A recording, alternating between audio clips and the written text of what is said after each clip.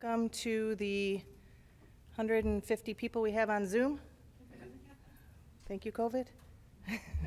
We're glad you can join that way. It's fantastic. So welcome to the Lean Kaizen event results present out. It's been a busy, exciting week. I'm really, really glad you're here and you're there in the virtual world. Brief agenda. We're going to do this little welcome from me, and then we're going to have some of our executive sponsors speak. Milos Topic, and Greg Samuel, and President Mantella. Then we're going to have our consultant, Victor Klein, who will talk a little bit about what is a Kaizen and some lean concepts. Then we will have our fantastic team report out the exciting things they've been doing this week. I think you will be amazed. We'll have 1 to 3 questions at the end, and then our fine, fearless leader, Chief Human Resource Officer Michael Coleman, will wrap up and close. So, HR has been listening a lot. We've been doing focus groups, we've been doing interviews, we've been sending out surveys. Thank you for completing those. And what we are continually hearing is that we need talent acquisition. We need a strategic thought partner with HR, and also that this recruitment process is cumbersome and takes way too long. So there's a difference between recruitment and talent acquisition. Recruitment, they sound like the same thing. It's used interchangeably, no harm, no foul if you do, but really there is a significant difference. Recruitment is reactive, it's a short-term planning. Talent acquisition is long-term planning and proactive. So right now we're doing recruiting, and frankly it's a frustrating process, and we all know that. I think everyone here is involved in recruitment in some way and is feeling the pains of the recruitment process, whether you are directly involved in the hiring process or you're someone that is picking up work temporarily while we're trying to backfill a position. The longer that takes, the longer you're doing the work. The longer that takes, the more time it takes the committee to go through the process. That ends up with excess demand on our resources, and it ends up with potential loss of great candidates. They're taking other jobs somewhere else because we're just too slow. That's not okay. We also have a lot of duplicated efforts and redundant work. That was extremely visible this week, and I can't wait till you see what they've done. So we've had 20 people in this room, some others, I'll tell you about them in a minute, that have over 300 years of combined GVSU experience and service. So these 20 people know what they're doing. They're highly, highly involved in the recruitment process. They're from all over the campus. They're from academic affairs. They're from non-academic. They're from administrative. They hire faculty. They hire administrative professional staff. They hire hourly staff. So they really know what they're doing. Yes, we also surprised them when they showed up. We said, thanks for coming to the recruitment process, but you're also here for an inaugural event. We are introducing Lean Continuous Improvement to campus. That's another thing that HR has been hearing. We need consulting services. We really need strategic thought partners. We need somewhere more than a transactional processing unit. If we really want to elevate, we need to get to reach higher 2025 goals. We can't do that the way they are now. So we will be implementing a Lean Continuous Improvement initiative, not just HR. This is a campus initiative. This is not something we will do ourselves. We have great partnerships that we're already establishing on campus that will roll this out with us. This is something that Grand Valley has been saying Grand Valley needs, and we happen to coordinate this first event. So Lean is a philosophy. It's not a thing you do once and it's done. It's continuous improvement. It's taking out waste in every area, in every form, and you will learn a lot more about that today. Through the Continuous Improvement Initiative that our team was surprised that they were also taking part in, we're going to get this to the point over the next few years where it's really absorbed into our DNA, who we are, the fabric of what we do at Grand Valley and how we think. The methodology will be used throughout campus. This won't be HR training people and saying goodbye. This will be people in every area, in every unit, in every function, whether it's academic or non-academic, can use this philosophy, and I think you'll see how today. We also had some observers who are our partners in there that quietly sat throughout the week and watched. So this team was like, oh, people are going to watch us all week? Yes, they are. And it was great. The observers are jazzed too, so I'm so excited for you to see this. So any significant initiative needs executive support, and we are very fortunate to have it. We have 3 of our executive sponsors here today that are going to say a few words to you, and I'm honored to introduce them. One of our key partners in this initiative is information technology. So I would like to welcome our Vice President of Information Technology and Chief Digital Officer, Milos Topic, to the stand to say a few words. That was your dance on the way up. That was great. Wow, I don't know if I need this, but I'm very grateful and excited to be here. We started the week together on Monday.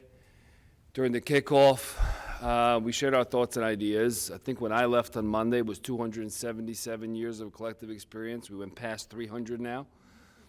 I stopped by on Tuesday or Wednesday just to kind of peek in, and I noticed that wall was covered in all kinds of things. And I very quickly realized that the greatest value that I can provide at that moment in time is to get out of your way. So I left.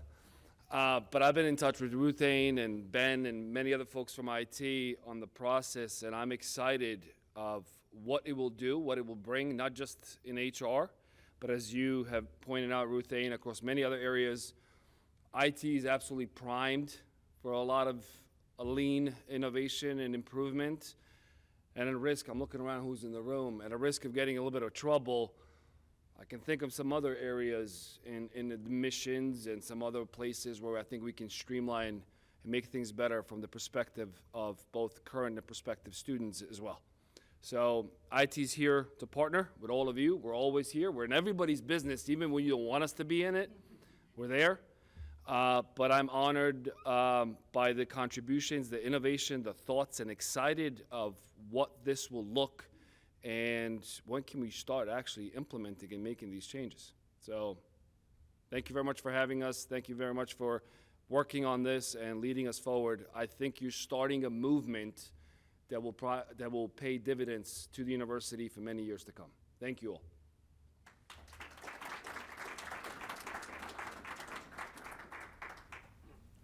Thank you, Milos.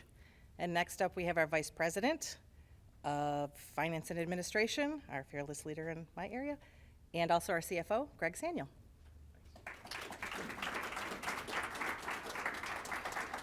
Now, again, I really want to echo a lot of what Milos was talking about. I mean, this is one of the things is, we're at the end of this process, but this particular process about recruiting, but we're still going to continue to improve it, I think, even from where we are today.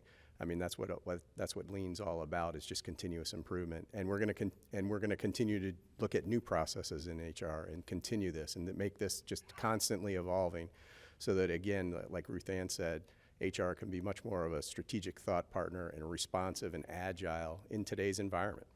Let's face it, today's environment, not just with Reach Higher 2025, but also the competition for talent. We need to be responsive, and this is an important first step. And I just want to thank all of you for all the time and the investment of time that you put in. Time's a very precious commodity, and I know a lot of work went on through the past 5 days, and also for the supervisors of these folks who, someone's covering for you back at the home office, if you will, or you're doing it late at night yourself. But I just appreciate everybody making the commitment, because this is going to really make the university better. It'll make HR better, no doubt about it, but it's really going to make the rest of the university better, much more responsive, much more agile, and much more ready to compete for talent, because that's what's going to drive us to even higher heights, is getting the right kind of talent in here and matching that. So I just want to thank everybody for that investment, and I'm really looking forward to seeing what you guys came up with. Thanks.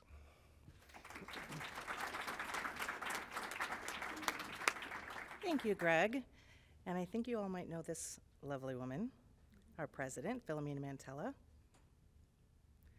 Please watch the cords. Thank you. And that's why she's the president. Thank you. Thank you, guys. Thank you very much. Great to see you all, and I see whole faces, and some of you, that's a pleasure too, as we go through this period of time. Let me, I was reflecting, Milos, when you were talking and when Greg was speaking, that the most important thing that both of my senior team colleagues conveyed and that I want to convey is gratitude. It was the first word that Milos said, and Greg, the corpus of his remarks, and we do know what it takes to do this work. And we know it not just in the level of effort, but that you have to look many times at yourself and get out of the shoes in which we walk in every day and put ourselves in the shoes of the people that are in receipt of this work or trying to engage with us. And it's just a different lens. And you have to be a little bit open and a little bit vulnerable and a little bit willing to play and experiment and find the redundancies in order to get to the great outcome. But, and I'm sure you've done that, and I can't wait to see what you've done. And no, I'm not going to just comment and leave, because I'm really excited at what you're producing specifically on this topic. So I'll stay as long as I can to see the presentation. The second thing I want to say is that Reach Higher 2025 is can only be achieved if we are the change that we're asking of our students. So if you step back and you reflect on an empowered educational experience, which is one commitment we make, we must be willing to empower our staff and our faculty and our teams where they can lead and are willing to lead as we move forward. We can't say, students, we want you to be empowered, we want you to have agency on your life every day, and then work in a highly bureaucratic process. We've got to be willing to give up that control. So we understand that and are ready to do that as we move forward. And we're grateful that Ruth Ann, this first team, is kind of leading the way, because that's awesome. The second is lifetime learning, right? And lifetime learning means that we all acknowledge we've got to keep learning in whatever role we fit in. And the third is educational equity. And we've got to think about the diverse voices, and are we giving them the space and the room and the assurance to be able to bring their full selves to the work, because that's the constituency we serve. So as we think about this, this is not just helping us drive the plan, this is being the plan. And so I'm super grateful, super excited, and I'll turn it back to you, but with my thanks one more time. Thank you.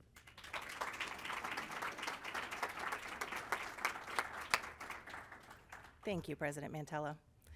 Okay, so now I have somebody that isn't a Grand Valley person, but we've just adopted him as one, and he doesn't know it yet.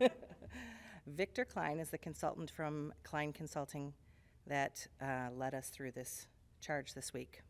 He has, we talk about the 300 years of combined experience, he has 40 years of experience. That's not in that 300, by the way, but he has 40 plus years of experience doing this kind of work. His change that he's instituted in places or led them to determine what they needed to do is really dramatic. And I think you're going to see the result of that here today. He has done hundreds of these Lean Kaizen events, led them in many different types of institutions, including higher ed before Grand Valley. But he'll talk a little bit more about that. Vic, will you please come and take it away?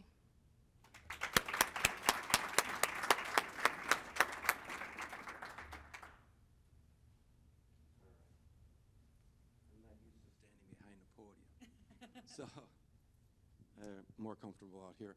So, usually at this point, after the intros, we get right into the report out. But since this is the first one, is it on? Can you hear me? Yeah. Can't hear me? Now you can hear me? Do I have to start over? No? Okay. All right. So, since this is the first one, I want to give you some background about what a Kaizen is, other than a Japanese word.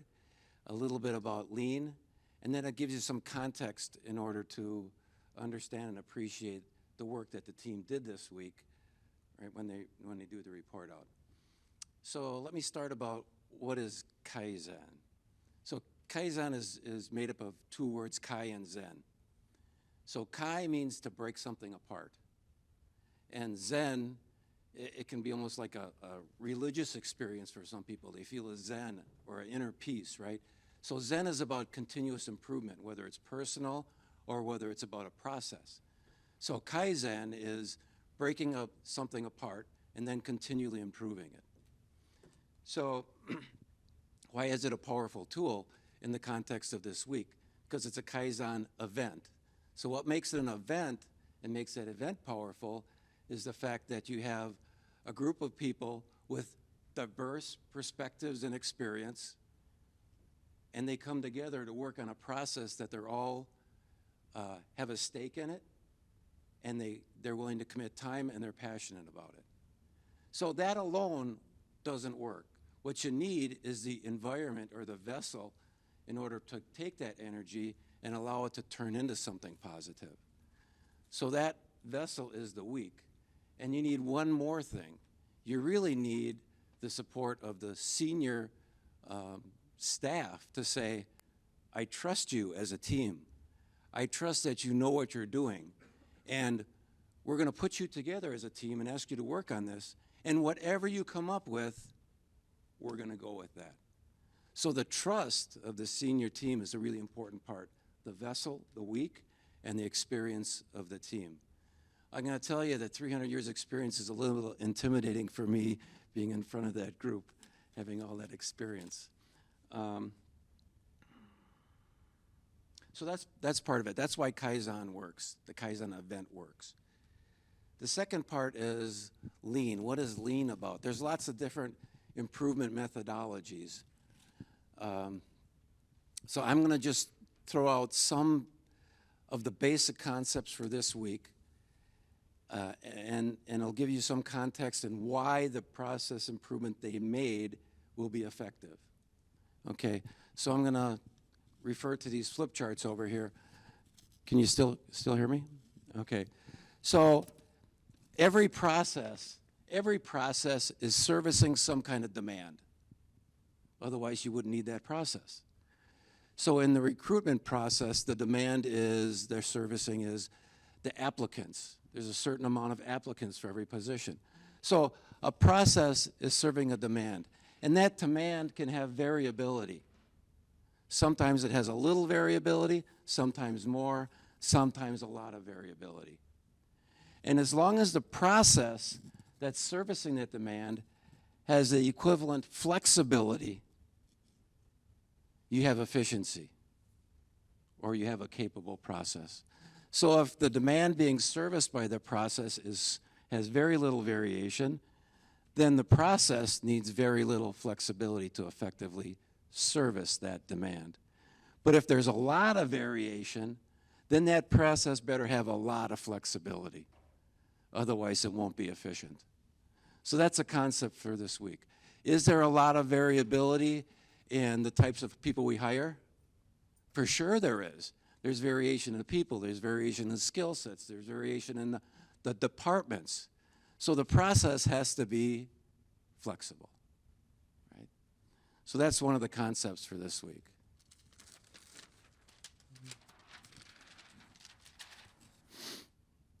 Another one is about this curve. Do you all know what that curve is? That's a normal curve. It's a normal distribution, right? And if you have any group of data or people or activities, if you have a group of those activities and you measure them somehow, they'll be normally distributed. So process improvement is sort of like that, right? You've got a normal process. It has things on both extreme ends, and then you've got the majority in the middle.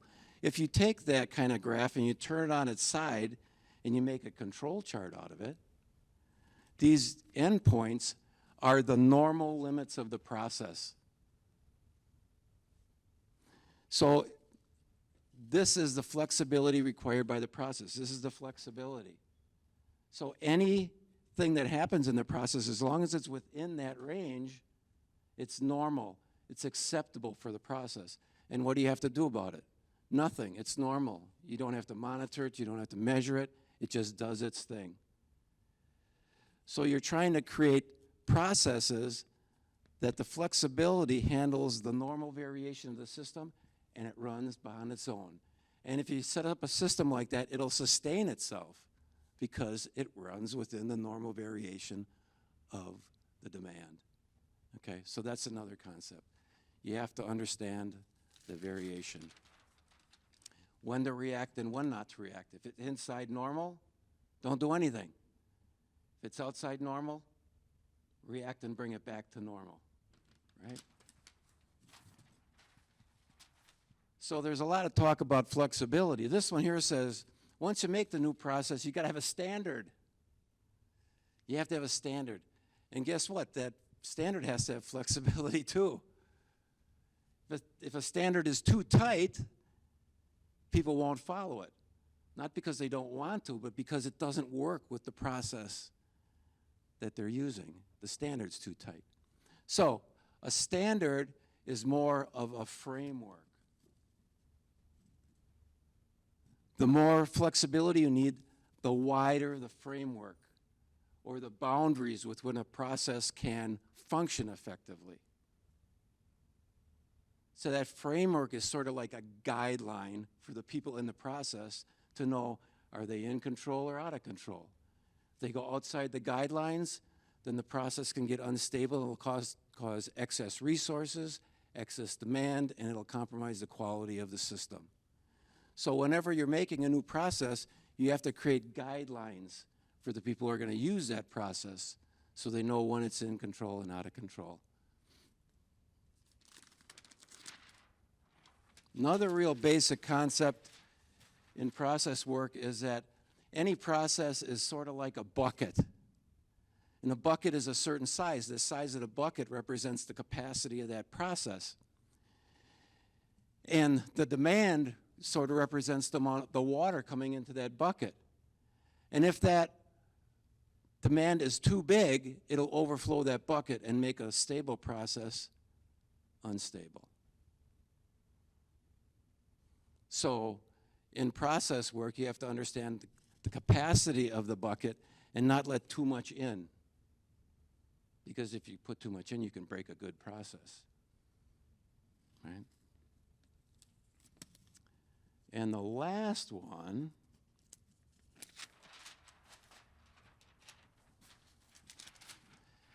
says if you want to make a process flow, as it flows through from the beginning to the end, the speed of that process should get faster and faster and faster. And the way you do that is the demand on the process gets screened. You know, like you're putting so much water in a bucket, you got to know when to turn it off. Like the hiring process. You got to know when to stop taking applicants. You can't take 1,000 of them. You can't take 200. You got to know when to turn the spigot off. And then you have to know how to expeditiously filter down that bucket to smaller and smaller quantities to make the speed faster and faster. This is a fundamental principle in making any transactional process flow efficiently. So these principles are underlying in the stuff that they're going to present. That's why they work. It's not the specific solution, it's that the solution follows one of these basic principles. And as a university, you do more and more lean, the better you understand the principles and how to apply them to a specific application, the more successful the sustainment of that process will be and the more effective that process will be. All right.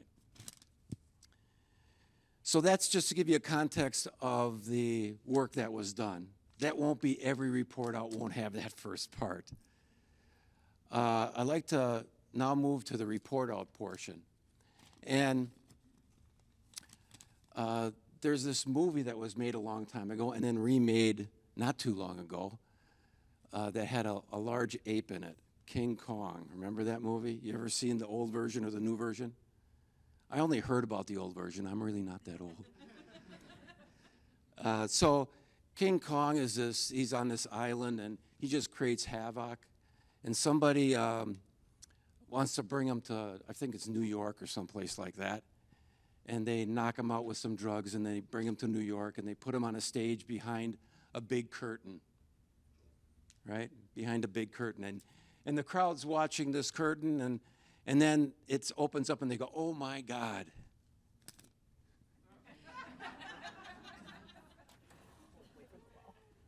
You know all that?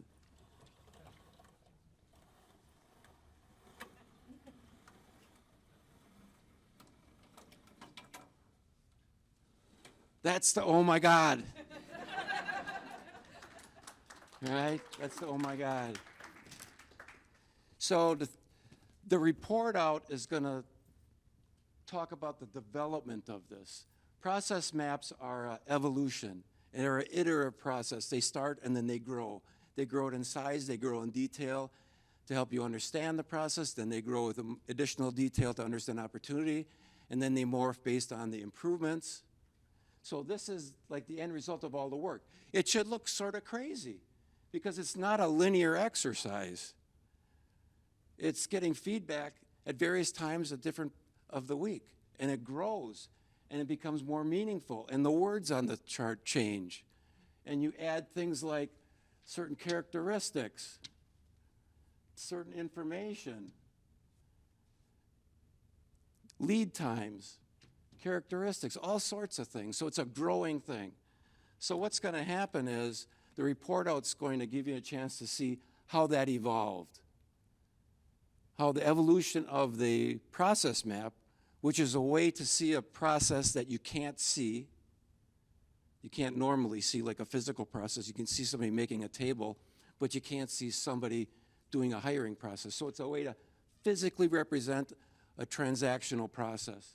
They're going to tell the story of how it helps define the problem, how it identifies the opportunity, and how it turns into improvements. And with that, we're going to make the screen come down. It's going to be a bit noisy for a second. It's gonna clunk. Come on. There we go.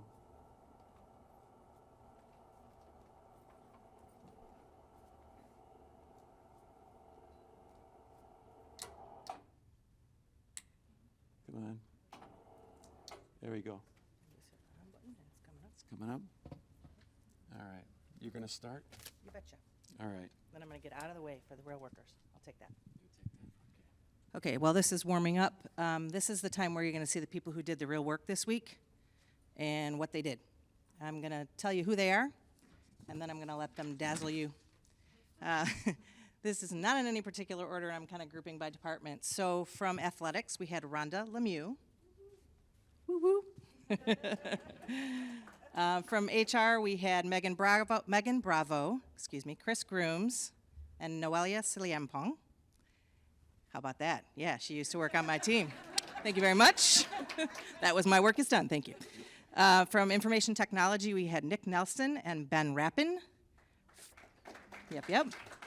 From the College of Liberal Arts and Science Dean's Office, we had Tracy McLenithan and Donovan Anderson. From the Seidman College of Business Management Office, we had Jaydeep Matwani. Office of VP of Inclusion and Equity, we had Kathleen Vanderveen. Bonnie Bowen graced us from the Provost Office. Quincy Williams was here from, here's another I'll take about when I'm done. Public and Nonprofit Health, Hospitality, Tourism, Management. Thank you very much. Dan Vayner from the Registrar's Office. Whale is not here today, but we had Whale from the School of Engineering. You guys can hang on a second. We'll be clapping forever. They know you love them. I do too. Dana Lewis from the Seidman Dean's Office. J.D. Collins was here from the Small Business Development Center. Nikki Gaines from Trio Federal Grants Program. Yeah, Dr. Gates. And David Paul Lemon and Terry Cease from the University Budgets Office, and Hazel McClure from the University Libraries. So, who's got three? Megan Bravo. Oh, you need to. They need to be able to hear you. This one's not in? Sure. I don't want to hold things. I get more nervous the more I hold something in my hand, so I'm going to stand back here and hopefully everyone can hear me okay.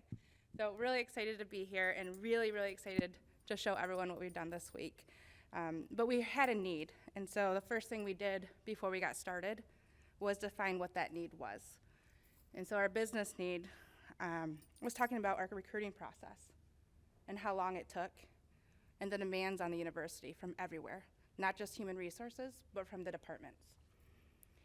We took a look at the loss of candidates as we went through. 2 to 3 months for an hourly position, 3 to 5 for administrative professionals, and then look at faculty. We could take anywhere from 4 to 7 months to get to the process. And so obviously, when we just look at those numbers, there's a need. And so our current process, there's a lot of duplicate efforts and redundancies. Each department may have their own processes. So now you add those processes into what human resources has, and that's a long process from start to finish. So our objective this week, reduce recruiting time by 50% by eliminating the redundancies and the complexities, and then also reducing the hiring workload off of the departments. So we're looking at creating standard processes, guidelines, and tools. So instead of decentralizing everything, bringing the work back into the strategic business partners and the generalists, and to help partner to do the work better.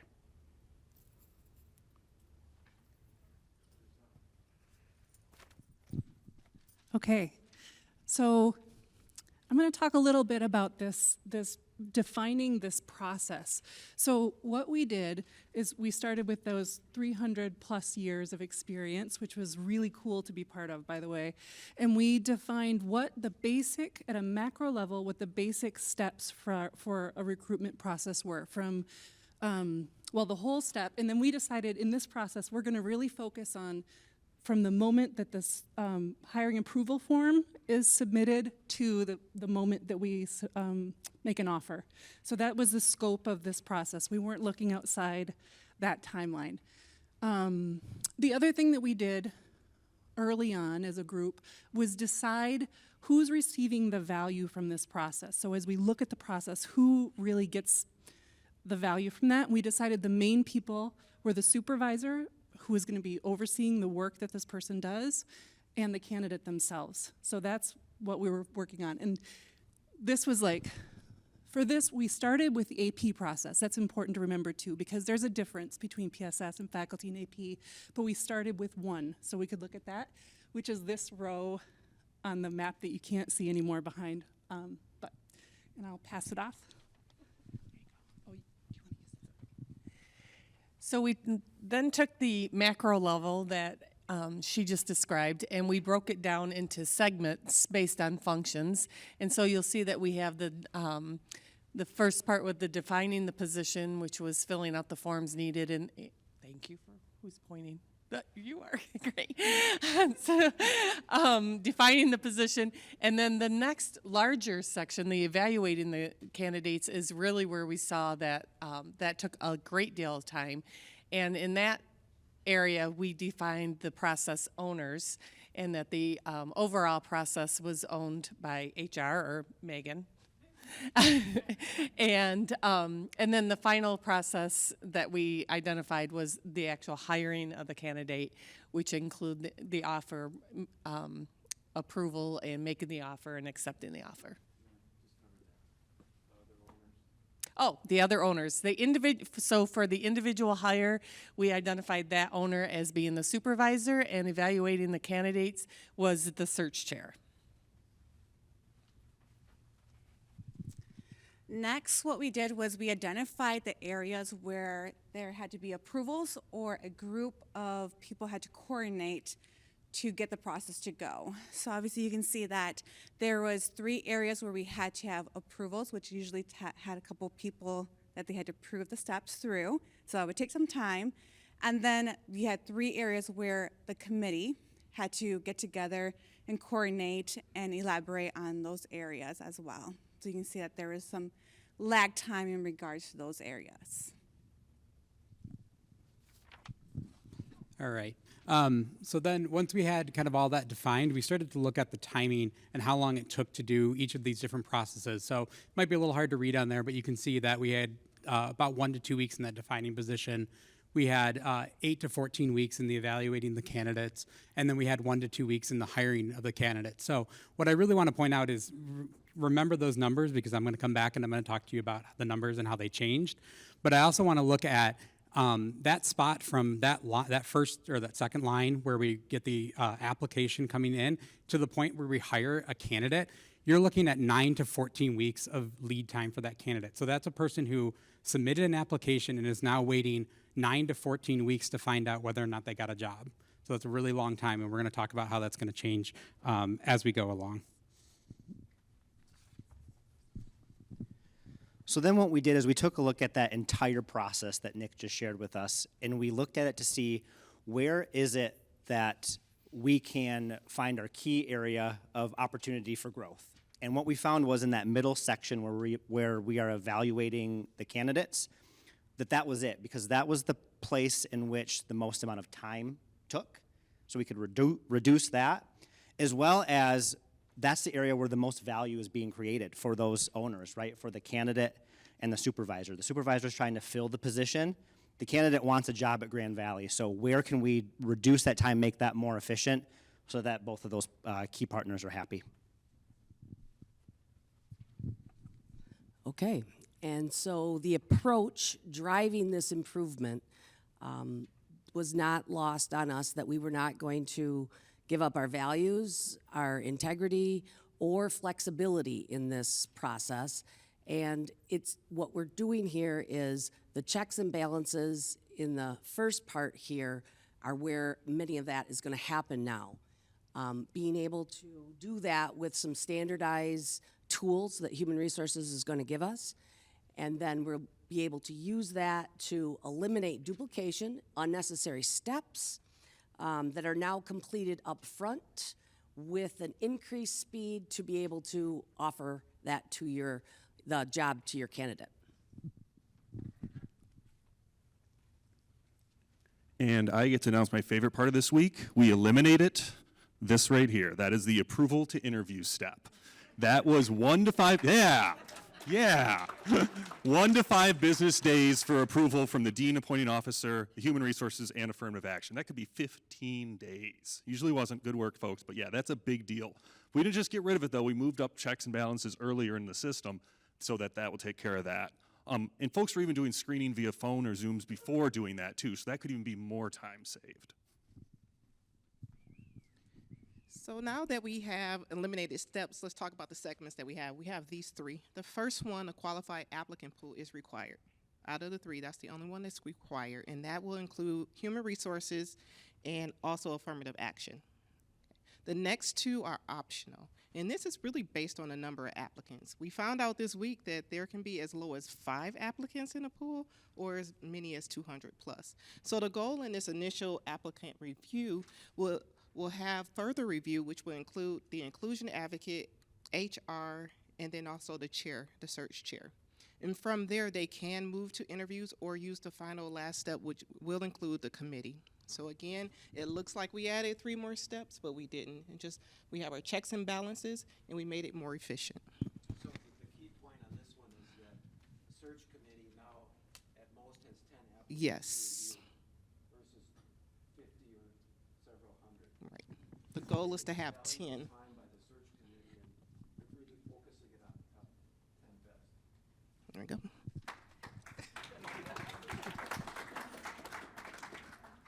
So once that we get to the hiring process, we've selected a candidate to make an offer to.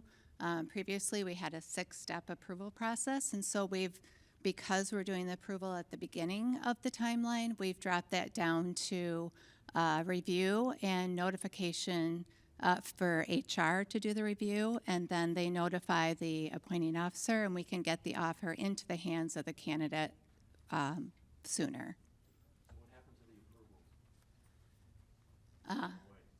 Right, the approvals went away, and we just have a review, and then HR notifies we can make that offer. So in addition to the major improvements to the process that we've proposed, and throughout the conversation, we also touched on many other best practices that we would recommend at the same time. And to touch on a couple of those, and just to remember that much of our conversation and focus throughout the week was based on the candidate's experience. So a couple changes to touch on. First being that the search chair would work and collaborate with HR to establish key dates up front loading some of that work, establishing timelines based on desired start date, the search pool, the search team's availability up front, and how fast the process can move. Most importantly, though, once those timelines are established, sharing those timelines out and communicating them to prospective candidates and to the applicant pool so that it's transparent throughout the process as much as possible. And then in addition, there will be others recommended throughout the process. Thank you. All right, I said I was going to be back to talk to you about how the time has changed, and here we go. As we talked about, we reduced a lot of that time in that middle section, and over on the far left, you can see that the lead time for a supervisor, you're talking about 3 to 5 months and going down to a process of 1.5 months to 2.5 months. Huge improvement on the time that it takes a supervisor to hire somebody. And for a candidate, we're talking about going from a current process of 9 to 14 weeks down to just 5 to 7 weeks for that candidate to wait from the time that they submit an application to the time that they're actually notified whether or not they were hired. So you can see that huge difference there in that middle section. And then over here on the hiring candidate side, we took that down to from 1 to 3 weeks to 1 to 3 days. So huge improvement on the time that it takes the supervisor to be able to actually offer that job to the candidate.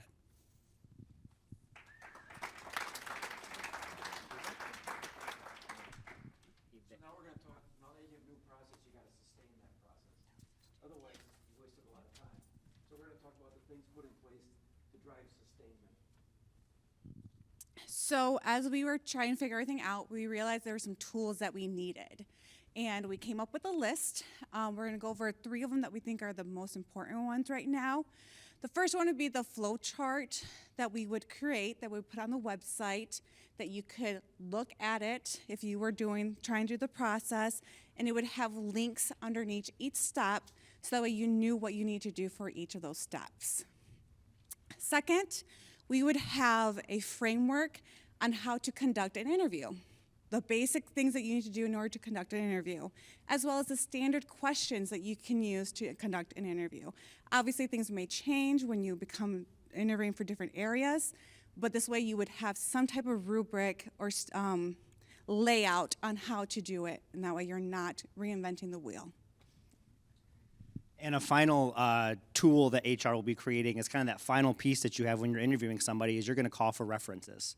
So, you're going to do that reference check. So what are some best practices on questions that you can ask, responses you can expect, and where you can really kind of narrow down to make sure you're getting the most accurate answer from the people that you're calling so you can make for certain that that selection is the right person for the job.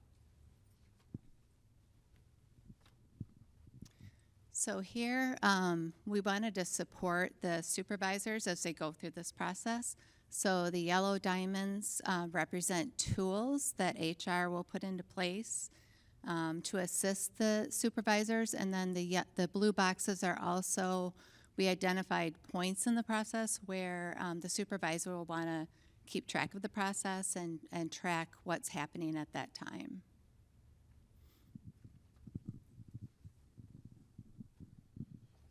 One of the important things we did in terms of thinking about streamlining the process was clarifying roles. The definition of roles is important. What does each of the actors in the process need in order to? Why are they involved in the hiring process? A critical piece is determining who owns which part of the process, so there's no confusion about who does what when. And finally, sort of clarity in terms of each role. What's the time commitment? What are my responsibilities? And what are the deliverables that are expected of me? And it's not only the candidate, the supervisor, and the search chair, but you see also additional roles, the inclusion advocate, the appointing officer, the search committee, the interview panel, and the search assistant. All right.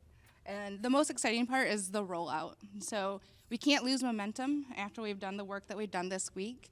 And so we are looking at rolling out on April 4th, so next month, a month from today. There's a lot of work that will be done to get us ready, but I know we'll be there and we'll be ready for this change. We talked a little bit about the process map with the links on our website for those resources. We're going to get that ready. Some changes in page up to make sure we can maintain the new elimination of things that have happened up here this week. And the definition matrix that Donovan spoke about. So making sure we have all of the information, everyone who's involved. And then a communication plan and making sure everyone knows what's happening.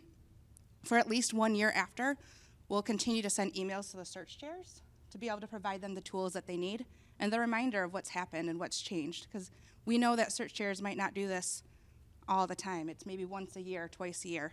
So you're going to need the help and the tools, and so we'll be there to help you. And then we're going to audit it. So we have to know that it's working. It's continuous improvement. It's not just one time. So there is a plan in place to audit. For the first 3 months, about once a month, the core group will get back together, discuss what the changes have been. Is it working? Do we need to make some improvements? What does it look like? And then there's 3 different levels after that of auditing that we can do right out of human resources, but it also is in the hands of the departments and the supervisors. So the first level is the supervisor self-reflect. So you can do that on your own. We provided the tools and the timelines, and so you can self-reflect. Did that work for me? Was I able to maintain the timelines that were established, and how does that look? The second one is a sample review. So in our office, we'll take maybe five a month, random samples, and look at the timing from start to finish and map it out to see where are we at if we map it out in a graph. So are we staying in line with what we thought we would? And that could just be done just from the information, or I could do 2 to 3 a month and reaching out to the supervisors and just having a discussion of what it was that you did, how it changed, and what does that look like. So over time, we can see if there's still outliers or if we're still inside that main area. And then team leader and team sponsor, so that would be Ruth Ann, Griffin, and myself, having discussions. So overall, looking at the information we've collected and how are we doing. And again, is there something we need to change? Because it's not working, let's continuously improve what we've started today.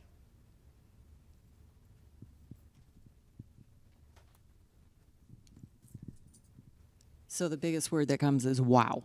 I hope you guys have seen what this group has achieved. It's been an amazing week, and just to reflect upon it, everything that they have done, and you've heard over and over, 300 plus years of diverse experience, wisdom, insight, and knowledge came together, collaborated, and built something.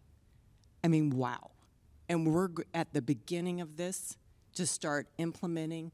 This is the first stepping stone of where we need to go, where we need to be, and how we can reach higher 2025 with success and keep going from there. So I just want to say a big thank you to senior leadership, to Victor Klein, to the Kaizen team. Thank you so much for this opportunity.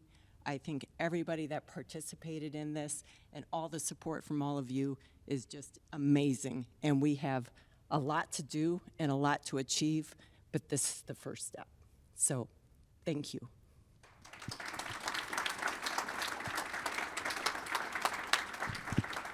I have a couple thank yous to add to that. Tori Thomas has been amazing behind very quietly. Yeah, Tori. Events like this don't happen without somebody on logistics and event coordination and making sure we're fed occasionally and that caffeine happens. Also, Lindsay DeSarmo and Chelsea Best. Yes, I see you back there. There are communications and marketing people, so thank you to them as well. Yeah, so Vic's up next. And then Michael, so I'm going to be short. So at the end of these report outs, I always like to ask the team to think about before they came to day one, their view of getting together to make an improvement and how that was going to go versus how they felt about it Thursday or Friday. How did you feel about the week and your involvement and how it went?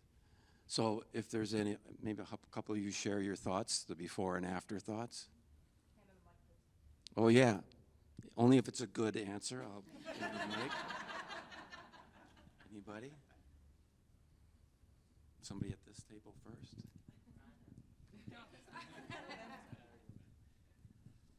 So perhaps not surprisingly, you would know that there was a lot of variability in our processes leading into this. So I assumed at the beginning that this would be a lot of chaos, that there would be too much variability to account for. And I would say that the conversation was very organic and natural, and we came to a very streamlined process quickly and efficiently through the week. So that was my takeaway. Anybody else want to share?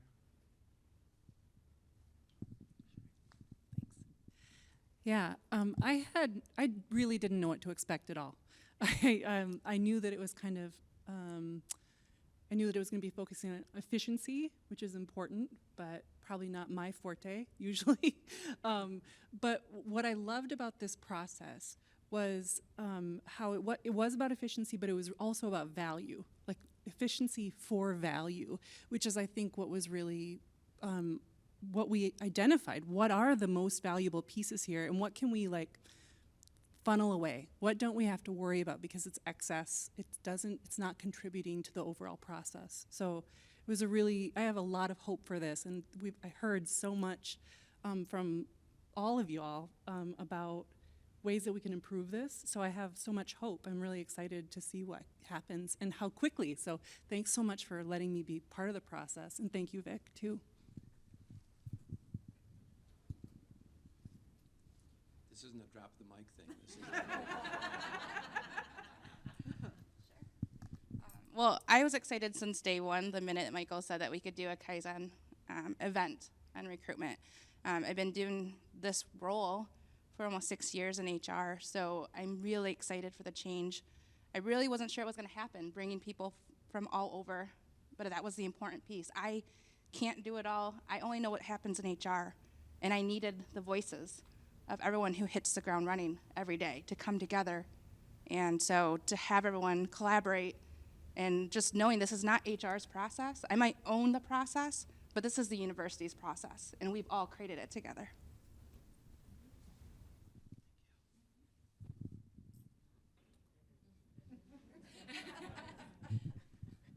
I don't know if you asked the 2 questions or the 1, but I wanted to share the impact for me. I know that we focus on a candidate and that it's a nice process for them, but I was thinking about really the slide that I was focused on was the search committee and the time and commitment of that search committee, because they too were committed to that.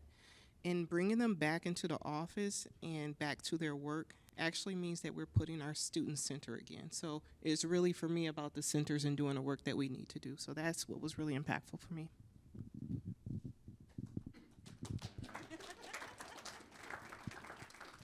Any other, for those of you who are on the team, how you felt it impacted the process from your perspective, the new process, what you valued in the new process?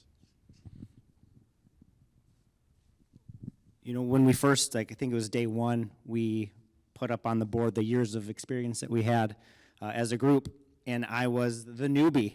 You know, I've been here for 2 years, but in this role as a part of the recruiting process for 1 month. And so it was a really impactful process to hear from the wisdom that has been here, people that have been here for 33, 22, 40 years. But I also, being part of an event like this, my voice I felt was equally heard, which is really impactful as someone who's new to the university and can have a positive change on a process that we have. So I really appreciated that. All right. At this point, thank you for the feedback. At this point, I would like to turn it over to Michael to wrap things up.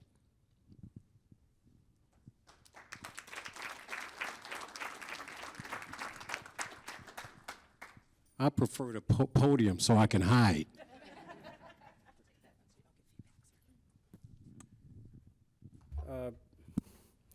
Bear with me. I promise to make this quick. My daughter says I preach, but I'll make it quick. Today, my daughter got accepted and is visiting Temple, the doctorate program. Unlike, and for free. But unlike me and her mother, she's bypassing the master's degree and going straight to the doctorate program. And I remember when I was working on my dissertation, she was about 3 or 4, and she was telling me, can we go for a walk? It's like 98 degrees in Minnesota at the time. She said, let's go. I said, okay, fine, Morgan. Let's go for a walk. So at that time, we lived around the golf course. And so I'm walking with her, and I'm saying, we're talking, and I look around. She starts, we didn't get a block. And she says, I'm tired. Oh, it's hot. I want to go home. I said, Morgan, I can still see the house. So we get a little while farther around the golf course, and I'm looking around Morgan, and she's hot, and she's back about a half a block, and she's up underneath the picnic table. So I look up under there, and I said, I got to teach a class at the U for in a minute. So I said, Morgan, I'll tell you what, I will buy you an ice cream cone. If you get, you free? I said, yes, I will. You for real? Yeah. And I said, you'll see, bigger than your head. And I said, so she gets out, we start walking again, and as we're walking, I'm saying, I'm gonna have sprinkles, I'm gonna have chocolate, what you gonna have? And she's telling me what she's gonna have. I'm like, yeah, it's gonna get, and I want 3 scoops. Yeah, you can get that too. Anyway, we're now a block away from home. I got to start at Carlson School of Management, teaching up in B school. And she sits on the corner. This time she ain't moving. And I said, Morgan, there's about 100 steps left. Let's just, no, it's not. I said, yeah, let's count them. So she gets up, and it turns out to be 547. And when I tell that story, she still says, and never lets me forget it. It was 547. You lied to a 3-year-old. So anyway, when I got home, I changed my lesson plan and totally tore it up. And I said, and my new lesson plan was leadership is an ice cream cone. Because a leader's role is to paint this picture, this vision of what life could look like if we got to the other side. More importantly, to paint it so vividly that anyone in this room can see themselves in there. That's what a leader's role is. It's when they get tired and they say, I'm tired, and you look up and say, I know you're tired. I know it's long, but we got to get to the end of that ridge by nightfall. Fortune, if you read Fortune, if you read Wall Street Journal or Newsweek, they talk about the best organizations, world-class organizations. When you read these articles, the way they read is like these organizations just woke up one day and became stunning world-class. They just founded themselves and became stunning. They went back and asked these CEOs of these organizations, and they asked, when was this breakthrough moment?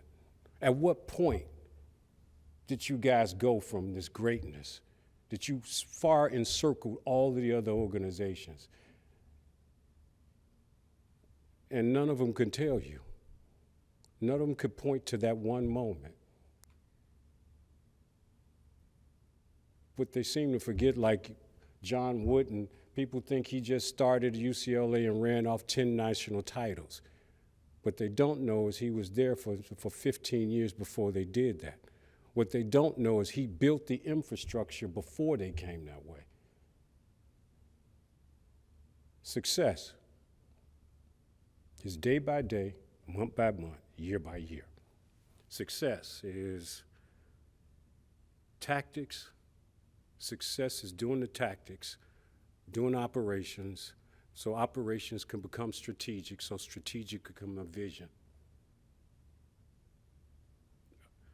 World-class organizations, and I'll just say this, my wife works for the other U of M, and she was telling me about how big it is. We're like a freight train, that when we stop, finally hit the brakes, it stops 20 miles down the road. So change is hard. We're not. We're incredibly flexible. We have an incredible work ethic. I guess what I'm trying to say, and I'll finish this off, is world-class organizations, guys, they have this tool, ambition, that they can empower their employees to come together from across the campus. Empower them to improvise, adapt, overcome at a moment's notice. That's what makes them great. They don't have to wait 2, 3, 4 years while a process consistently gets discombobulated. And everybody knows it. It's the elephant in the room. And yet we continue to work with this they continue to work with this disconnected process. But world-class organizations have people who are empowered to do the change, to come together and say, hey, guess what, IT? Hey, guess what, athletics? Hey, guess what, Trio? We have a problem. Let's get together, let's change it, let's fix it, let's support it. They find any process that's standing in the way of Reach Higher or any other vision, and they fix it. They don't wait, they're empowered. We need to be empowered.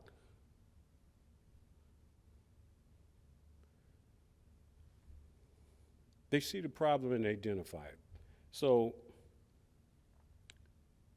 I just want to end with what we've seen here today. This is who we are.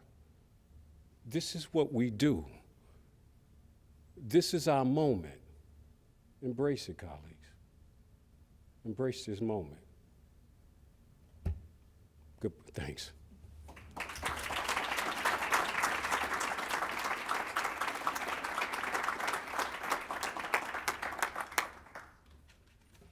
Thank you for attending. Happy Friday.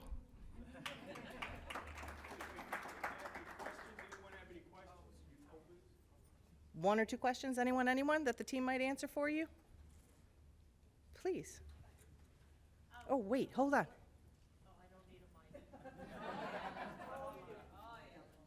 I have to use this thing. You have to use this thing.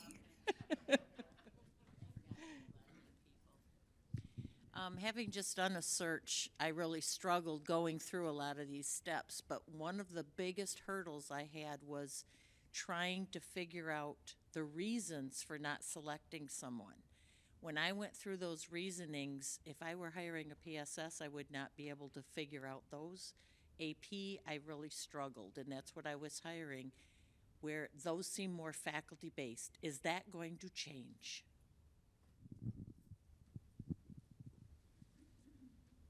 I know I saw somebody writing that down already with their pen. Sounds like a yellow sticky note to me. That has been part of the feedback that we've received recently, and to be honest, I've actually heard it other ways around. So I've heard it both ways, where I've had AP staff telling me they don't work for them, and I have faculty that tell me it doesn't work for them either. I will tell you that there's reasons there that have been in this institution for over 30 years, so there's a time for a change. We're moving into talent acquisition, and so this is the time that we're going to do that. So. What other questions we have? Time for one or two more? Oh, or three. Hi, Annie. Yes, you do. We got Jill and we got Annie. Stay right there, Annie. So from my perspective, and this may be getting too far into the weeds right now, but I support every search, every committee, every hiring that we do in the nursing college. So I don't see that position in this. I see emails going to the search chair. I see the emails going, there's like 3 identifications of places they go. Not one of them support staff. Are you telling us that we can let go of some of that now? Like, like the search chair is going to have a little more responsibility and setting things up, or will it continue and you're just not there yet to try to figure out our role? Who would like to answer that, team? Or I can take it if not. Donovan, where are you? You had that slide. Remember what was along the bottom? No.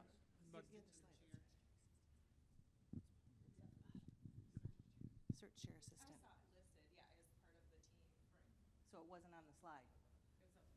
But we have it defined. Very fine point. We have it. Which is fine. That's the way it's going to go. We have it defined. Okay. It just didn't fit on the slide. All those things are defined. Yeah, Yeah. In a nutshell, that's what Donovan said. They're all defined.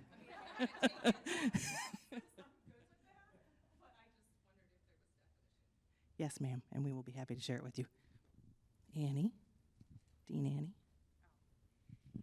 Mine is philosophical, so you may not be able to answer today. But I heard the 10 best candidates, and air quotes were used for best. So just wondering what our definition of best will be and how we center inclusion and equity, knowing that privilege begets privilege.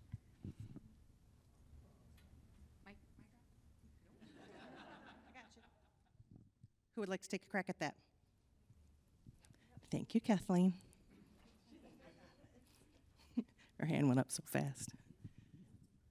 Thanks for that question, Annie. I think where we landed with the centering of that is at the very beginning. You said something about the 10 best candidates, but that's where the flexibility will also be involved. So we're looking at and having an inclusion advocate, the chair and the supervisor doing that paring down. We also have thrown out the idea, President Mantella, Greg, Milos, about having 3 to 5 professional positions as inclusion advocates, kind of evolving that position because we know that it's very taxing for you all to do that. So that was when I went up there, that's why I wanted to make sure everyone knew that was a discussion that was almost every single day that we had on how we were going to keep that integrity, inclusion, and equity. We know that some of the things that we were doing, we don't have the metrics to know that they were effective too. So one of the things that Vic said is if it doesn't work, you can always go back. There really isn't a whole lot of risk in some of the things that we're proposing today because we do have so much work to do in that area. So we think that this is going to continue to keep that integrity and keep inclusion and equity at our deep values as we move forward in this process. So hope that helps, Annie. Okay. Oh, well, okay. We'll take one more. Thank you, President Mantell. Just a comment. First of all, great work to the team. I think to be able to pull 50% of time and empower people who are at the center and bring value is just incredible. I hope what this does more than anything is give us a hunger for this, that we're like watching for where we're wasteful or where we're not adding value, and that our mind frame, just becomes more in tune to all of our processes that do that. So I just want to, on behalf of the university, I want to thank all of you and just say, let's get hungry for more of it. So thank you.